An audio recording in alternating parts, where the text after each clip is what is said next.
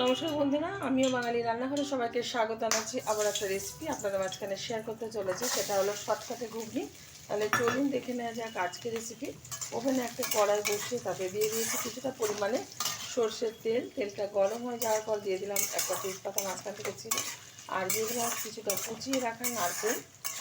শর্টকাটে মানে অনেক সময় আপনারা দেখবেন যে খুব অল্প মশলাতে কিন্তু স্টেশনে, মেলাতে, রাস্তার ধারে যে ঘুগনিগুলো হয়ে থাকে সেরকমই আজকে আমি একটু করে দেখাচ্ছি। আর বাড়িতে যত সুন্দরভাবে বাচ্চাদের করে দেওয়া হোক না কেন, ওটাই কিন্তু ওরা রাস্তায় বেরোলে খেতে পছন্দ করে। তো সেরকমভাবে আজকে ঘুগনিটা তৈরি করছি। আশা করি আপনাদের ভীষণ ভালো লাগবে। ভালো লাগলে আমার চ্যানেলটিকে সাবস্ক্রাইব করবেন, লাইক করবেন, শেয়ার করবেন।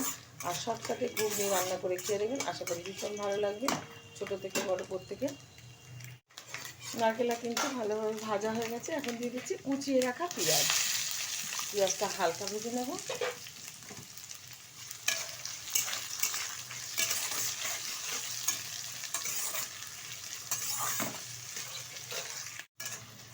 পেঁয়াজটা হালকা করে ভাজা হয়ে গেছে। এখন দিয়ে দিচ্ছি এর মধ্যে কিছুটা আদা বাটা, কিছুটা রসুন বাটা। যারা রাস্তার সামনে মানে ঘুগনি নিয়ে বসে তারাও কিন্তু খুব সামান্যভাবে দিয়ে থাকে, অতিরিক্ত দেয় না, তাই বোঝা যায় না যে মানে আদা রসুনটা দিয়েছে কিনা। যেহেতু বাড়ি তাই একটু দিয়ে দিলাম আমিও সামান্য পরিমাণে। দিয়ে দিচ্ছি 1 চামচ হলুদ গুঁড়ো, দিয়ে দিচ্ছি 1 চামচ জিরের গুঁড়ো, দিয়ে দিচ্ছি 1/2 চামচ লঙ্কার গুঁড়ো। লবণটা দেবো না, যখন আমি মটর আর আলুটা প্রেসারে সিদ্ধ করেছি তখন পরিমাণ মতো কিন্তু লবণটা আমি ব্যবহার করেছি। এখন ভালোভাবে মশলাটা কষিয়ে নেব। অনেকেই কিন্তু মেলার ঘুগনিতে সিদ্ধ করে মটর আর আলু সিদ্ধ করে তার মধ্যে টক জল নানা রকম মশলা দিয়ে মানে করে থাকে ঘুগনিটা, একদম ভালো লাগে না। মশলাটা ভালোভাবে কষানো হয়ে গেছে। এখন দিয়ে দেবো প্রেসারে সিদ্ধ করে রাখা মটর আর আলু। আমি এটা লবণ দিয়ে কিন্তু সিদ্ধ করেছি। লবণ দিয়ে সিদ্ধ করে নিলে ভালো হয়, মটরের ভিতরে আর আলুটার ভিতরে ভালোভাবে নুনটা ঢোকে, আর ঘুগনিটাও খেতে ভীষণ ভালো লাগে। এখন ফোটার অপেক্ষা। তারপরে আমি ভালোভাবে এটা ফুটিয়ে রান্না করে নেওয়ার পর কীরকমভাবে সার্ভ করবো, মেলায় বা রাস্তাঘাটে কীরকম করে দিয়ে থাকে প্লেটে, সেরকমভাবে আপনাদের মাঝখানে আমি আজকে সার্ভ করে দেখাবো। ঘুগনিটা কিন্তু অনেকটাই এই যে ঝোল ঝোল ভাব রয়েছে। আমি আর একটু ঘন করে নেব, কারণ অনেকে কিন্তু দোকানপাটে এরকম পাতলাই রেখে থাকে। তো আমি যেহেতু বাড়ি একটু ঘন করব। তার আগে দিয়ে দিচ্ছি একটু গরম মশলার গুঁড়ো,